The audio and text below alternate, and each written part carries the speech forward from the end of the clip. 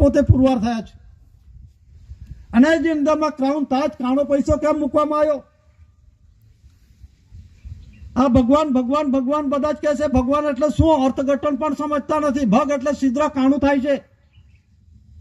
સંધિ છૂટી કરો ભગ વત્તા હવાન. ભગ એટલે સીધા કાણું થાય છે. હવાન એટલે આવું. બધા જ આમાંથી આવેલા છે. આ રૂલિંગ વ્યવહારમાં આવેલા છે. સાધુ સંતો જપી તપી જે કઈ બધા સરકારો બધા ગોળ બનાવે છે બધા આ જ રૂલિંગમાં આવેલા છે. એ રૂલિંગ વ્યવહારનો ઓનર એસી કોર કેસીસી દાદા છે અને વિશ્વએ ઠરાવ કરી જાહેર કર્યો છે. દેશની અંદરમાં ડિક્લેરેશન કર્યું છે. તો જે જીઆરઆઈ શબ્દ છે આપણે જીઆરઆઈ નો પણ ઉલ્લેખ દસ્તાવેજી ખુલાસાઓ આપણે જોઈએ. જે અંગ્રેજ સમયના શાસનની અંદરમાં જે આપણે ત્યાં રૂલિંગ વ્યવહારમાં દસ્તાવેજી પુરાવો બોલે છે એ શું બોલે છે? આ એક 10 રૂપિયાની કરન્સી પ્રોમિસરી આ જે કરન્સી છે વચન ચિઠ્ઠી છે અંગ્રેજ સમયના શાસનનો. આનો ઉલ્લેખ કરતા પહેલા અંગ્રેજ પણ ગવર્મેન્ટ ઓફ ઇન્ડિયા ભારત સરકારનો દેવાદાર છે. આજની તારીખમાં કરજદાર છે, ડેપ્ટર છે.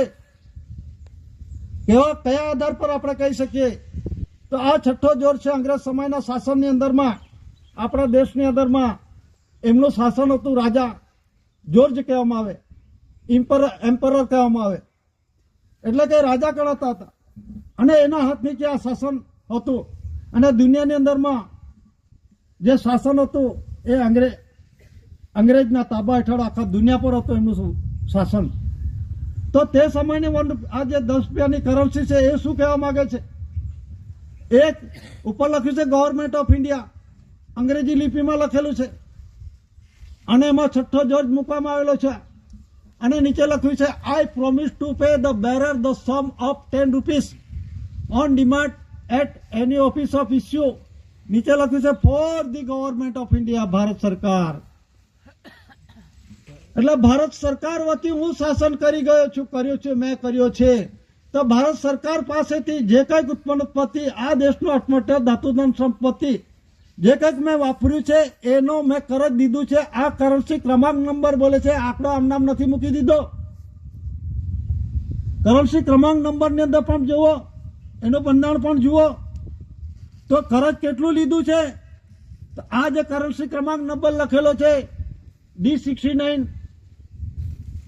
647405 જેટલા જે ક્રમાંક નંબરની જે સિરિયલ જે પ્રોમિસિસ ડોક્યુમેન્ટ છાપેલા છે, પ્રેસ કરે છે, છાપેલો છે, રૂલિંગ વ્યવહારમાં ગ્રાન્ટ લીધું છે, કરજ લીધું છે, એ કરજ અદા કરવાનું છે. કોને? ભારત સરકારને છે. ઓનર છે ભારત સરકાર. અત્યારે બધા ભારત સરકાર ગવર્મેન્ટ ઓફ ઇન્ડિયાની અંદરમાં બધા જ ગોથા ખાઈ રહેલા છે. કોર્ટ પણ એવું કહે છે સરકાર માને છે પણ ભારત સરકારના પરસેપ્ટિબલ એવિડન્સ હોવા જોઈએ, ફક્ત કહેવા થકી નથી. ત્યાં તો તમે અંજાન છો, જાણતા નથી અને એનું નામ આપી દીધું. તો કહેવાનો મતલબ શું છે કે ભારત સરકાર અંગ્રેજ સમય હતો. આ 10 રૂપિયાની કરન્સી બોલે છે, હું નથી બોલતો. તો અંગ્રેજ સમયના શાસનની અંદરમાં પણ ભારત સરકાર હતો. ને અત્યારે કહે છે સિલેક્શન 1951-52 થયેલું તે પોતે જ ઇલેક્શન થકી બન્યો તે ભારત સરકાર.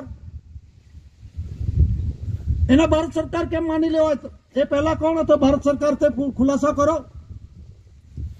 ભારત સરકાર તો અધિકારનો છે. અનાજકાળ પૂર્વીનો રૂલિંગ વ્યવહાર છે ગવર્મેન્ટ ઓફ ઇન્ડિયા, ભારત સરકાર. દાદાએ વારસાઈ પુરવાર કરી છે, પોતે ઓનર છે. ગવર્મેન્ટ ઓફ ઇન્ડિયા ડિક્લેરેશન થયેલા છે.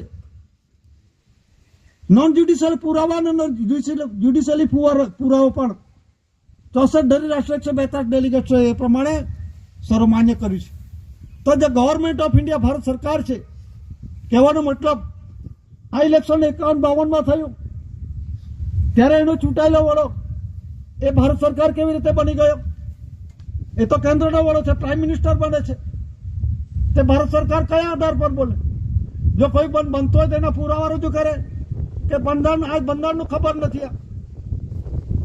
વન કરન્સી દસ્તાવેજ છે ગવર્મેન્ટ ઓફ ઇન્ડિયા, ભારત સરકાર 2 થી માંડીને 500 સુધીનો granted by the central government. કેન્દ્રીય સરકાર દ્વારા પ્રત્યભૂત વચન આપેલું છે. તમે તો કરજદાર સંસ્થા છે ને કદાચ કોઈકને ખોટું લાગે કે સંસ્થા કેમ કહે છે, હું નથી બોલતો. આ બધી ઇન્સ્ટિટ્યૂટ છે, રાજ્યસભા, લોકસભા, વિધાનસભા, તાલુકા પંચાયત, જિલ્લા પંચાયત, ગ્રામ પંચાયત, બધી સંસ્થાઓ છે, ઇન્સ્ટિટ્યૂટ છે, કંપની, ટ્રસ્ટ, મંડળી, બધી આ બધી સંસ્થાઓ છે.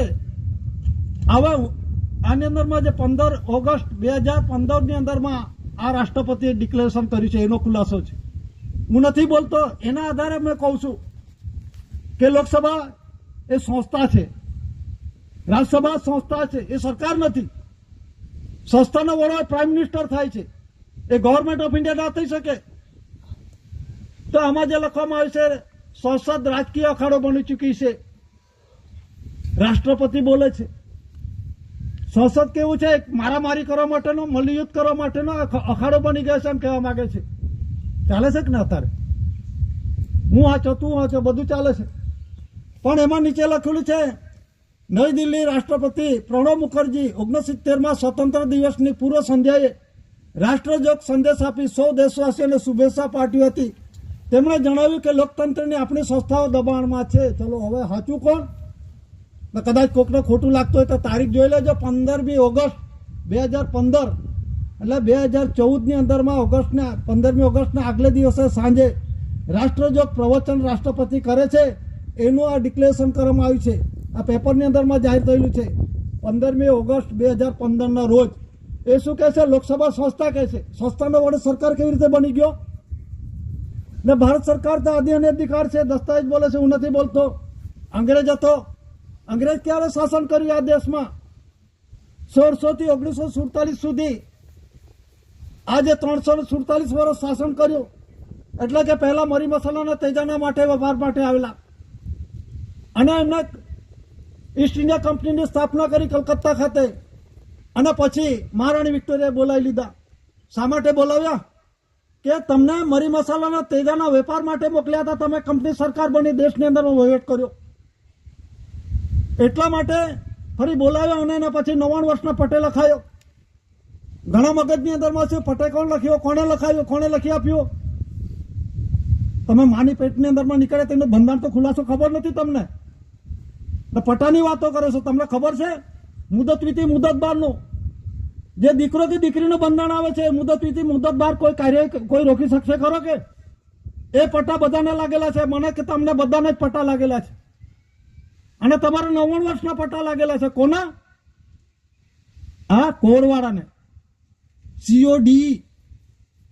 તો એના પુરાવા નથી. આપણે તો સત્યમેવ જયતેનો રૂલિંગ વ્યવહાર છે, સોનો છે, સાચો છે, સત્યનો રૂલિંગ વ્યવહાર છે. તો આપણે બાપને હિસાબ આપવાનો છે.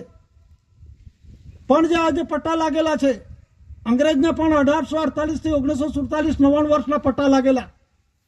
એ 15મી ઓગસ્ટ 1947ના રાતે 12 વાગે પોતે લઈને નીકળી ગયેલો પોતાનું. અંગ્રેજ પણ ભારત સરકારના દેવાદાર છે. ને અત્યારે સેન્ટ્રલ ગવર્મેન્ટ 205 લાખ કરોડ રૂપિયા દેવો કરજ બોલે છે અત્યારે. એ તો એમનો હિસાબની અંદરમાં પણ વેકડા પર 35 મિનિટ કરજ છે. બાપપદનું કરજ છે એમનો. એ બાપનો હિસાબ આપવાનો છે. અત્યારે છોકરું જન્મે 1.5 લાખ રૂપિયા તો દેવામાં જન્મે છે. એ છોકરું દેવો કરવા ગયેલા? ખ્યાલ હોવો જોઈએ. ભારત સરકાર દેવાદાર છે. કયા ભારત સરકાર આ ભિખારી છે? આ ધરતી માતા છે. આપણે ટૂપલો ભરી નાખો તો ગાડું ભરીને આવે છે. અઢળક ધન સંપત્તિ છે, પ્રોપર્ટી છે. આ ભીખ માગવાની કઈ વારી આવી? કોને ભીખ માગ્યો? ઇન્ટરનેશનલ ટ્રેડની અંદર એક દેશો વચ્ચે બીજા દેશો વચ્ચે લેવા ગયો. પેલો જાણે કે એ સરકાર છે, પેલો જાણે એ સરકાર છે. આપનારો લેનારો જાણતા જ નથી. એ કોણ છે? એ બ્રિટન સિટીઝનશીપ છે, રિલીફ રેફ્યુજી ગ્રાન્ટેડ બેરર છે, કરજદાર છે પોતે. અને હું નથી તો પુરવાર કરો. આપણે કઈ ના પાડી છે? આ યુનો ડિક્લેરેશન કર્યું છે. અને દેશની અંદર વીગીરી અને આર વેંકટરામન રાષ્ટ્રપતિએ ડિક્લેરેશન કર્યું છે. આ જાહેરાત થયેલી છે. તો કહેવાનો મતલબ શું છે કે આ સંસ્થાઓ છે. પ્રણવ મુખર્જી 2015ની અંદરમાં બોલે છે, 15મી ઓગસ્ટ 2015ની અંદરમાં એની આ જાહેરાત છે. એમાં નીચે લખ્યું છે કે લોકશાહીના મૂળિયા હુકાવા લાગ્યા એમ લખે છે. લોકતંત્રને આપણી સંસ્થાઓ દબાણમાં છે ને સંસદમાં ચર્ચા થવાને બદલે અથડામણના અખાડામાં ફેરવાઈ ગઈ છે. તેમણે સંવિધાનની મુસદ્દા સમિતિના અધ્યક્ષ ડોક્ટર ભીમરાવ આંબેડકરને ટાંકતા કહ્યું કે જો લોકતંત્રની સંસ્થાઓ દબાણમાં હોય તો સમય આવી ગયો છે કે જનતા તથા તેના દળ ગંભીર ચિંતન કરે, સુધારાત્મક ઉપાયો અંદરથી જ આવવા જોઈએ. બહારથી આવે છે કે કોઈ? અંદરથી જ આવવો જોઈએ ને. 4/2/1969 નો અમલ કરી દો ને.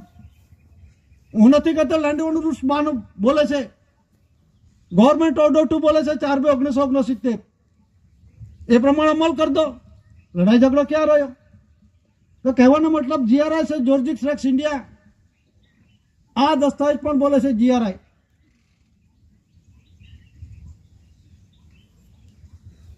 આ જે જનરલ સ્ટેમ્પ દસ્તાવેજ છે, આ દસ્તાવેજ અંગ્રેજ સમયના આપણા દેશની અંદર રૂલિંગ વ્યવહારમાં ચાલુ હતો. એ બોલે છે જીઆરઆઈ, જ્યોર્જિક્સ રેક્સ ઇન્ડિયા. કહેવાનો મતલબ શું છે કે જીઆરઆઈ છે એટલે જ્યોર્જિક્સ રેક્સ ઇન્ડિયા. જ્યોર્જિક્સ એટલે રાજાનો રાજા, શહેનશાહનો શહેનશાહ, દેવાદી દેવ.